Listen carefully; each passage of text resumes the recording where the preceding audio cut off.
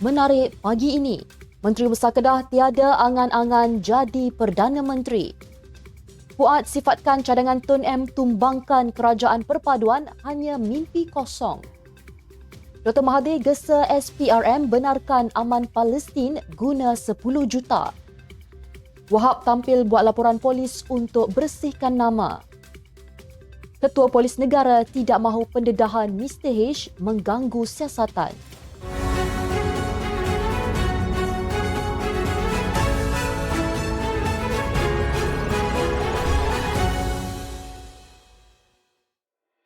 Assalamualaikum dan salam Malaysia Madani. Bersama saya Amira Kilah dalam Netstep News edisi pagi Jumaat 1 Disember 2023. Sebelum itu jangan lupa untuk subscribe YouTube Netstep TV dan follow Facebook Netstep Malaysia.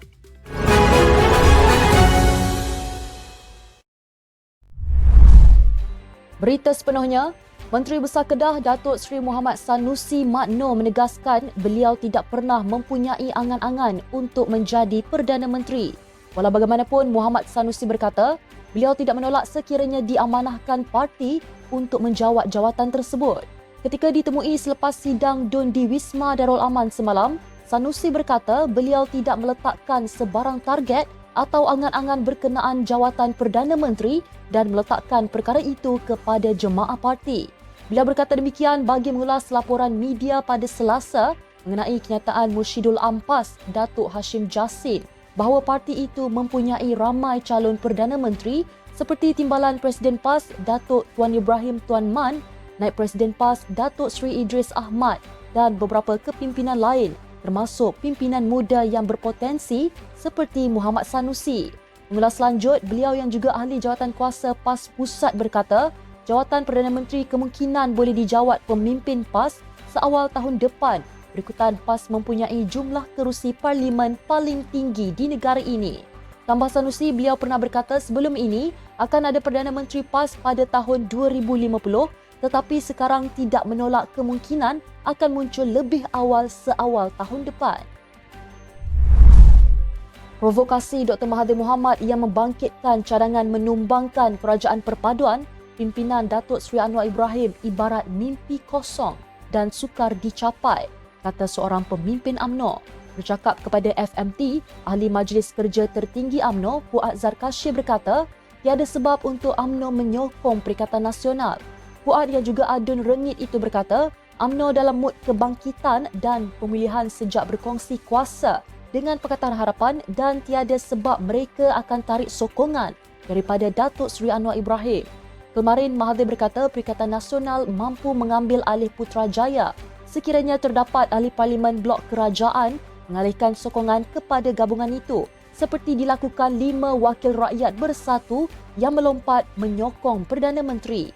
Mengambil contoh situasi berlaku sebelum PRU15, bekas Perdana Menteri itu berkata kaedah berkenaan pernah digunakan 15 ahli parlimen UMNO yang tidak lagi percaya terhadap Muhyiddin Yassin menyebabkan pentadbiran diserahkan kepada Ismail Sabri Yaakob. Mengulas kenyataan itu, Fuad berkata bukan mudah kerajaan perpaduan yang dinaungi lebih 148 ahli parlimen merentas parti untuk menarik sokongan terhadap pengerusi PH itu. Tambah beliau, kewujudan kerajaan perpaduan adalah atas rundingan dan tolak ansur serta merujuk kepada titah yang di-Pertuan Agong supaya suatu kerajaan perpaduan dibentuk agar sebuah pentadbiran stabil dapat ditubuhkan. Dakwanya ia berbeza dengan penubuhan kerajaan PN diketuai Muhyiddin Yassin sebelum ini yang didasari buruk sangka dan menikam belakang. Tun Dr. Mahathir Mohamad menggesa Suruhanjaya Pencegahan Rasuah Malaysia membenarkan Aman Palestin berhad menggunakan 10 juta ringgit daripada akaunnya yang dibekukan untuk membantu penduduk di Gaza.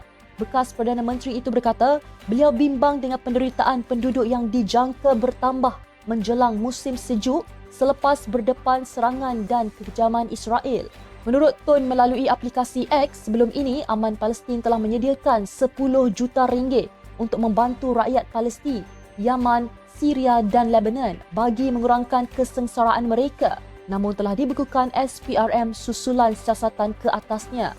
Tegasnya, SPRM seharusnya membenarkan wang itu disalurkan kepada rakyat Palestin dan penduduk lain di Semenanjung Arab bagi menghadapi musim sejuk walaupun NGO berkenaan masih dalam siasatan.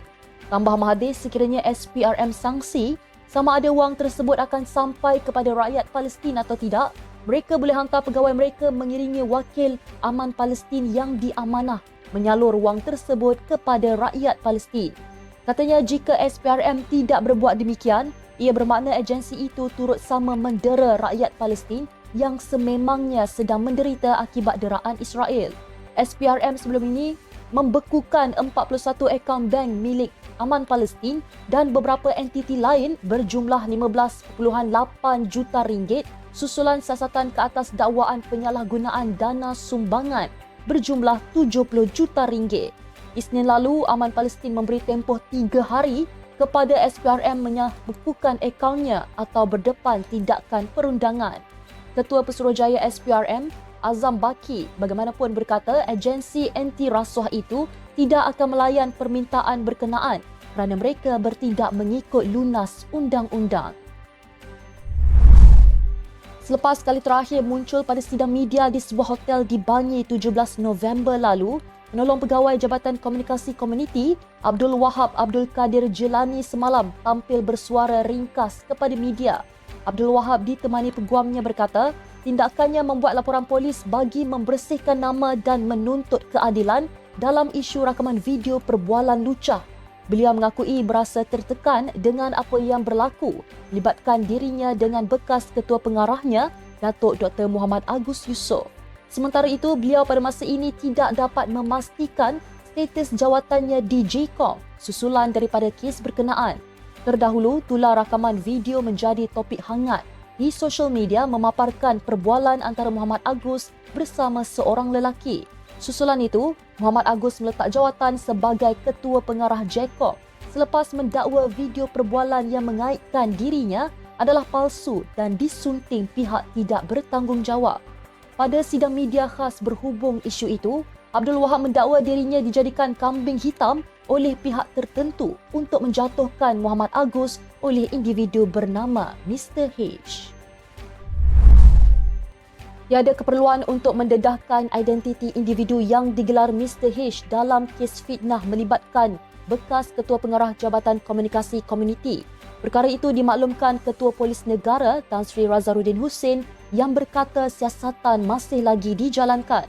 Katanya pendedahan identiti Mr. H dikuatiri akan mengganggu siasatan yang sedang dijalankan polis di Raja Malaysia. PDRM menerusi Jabatan Siasatan Jenayah sudah memanggil semula Mr. H bagi tujuan sambungan rakaman percakapan dan setakat ini sudah memanggil 8 individu bagi membantu siasatan. Razaruddin berkata selain 8 individu terbabit, pihaknya mengesahkan tiada individu lain yang akan dipanggil selepas ini. Tambahnya, kertas siasatan akan dirujuk ke Pejabat Peguam Negara selari dengan perkara 145-3 Perlembagaan Persekutuan. Sebelum itu, rakaman video berdurasi 3 minit yang tular sejak 17 November lalu menjadi topik hangat di media sosial. Berikutan terdapat individu mirip bekas Ketua Pengarah JCOM, Datuk Dr. Muhammad Agus Yusof bersama seorang lelaki. Sekian untuk edisi pagi ini. Ikuti perkembangan semasa isu-isu panas politik Malaysia setiap hari hanya di Netstep News.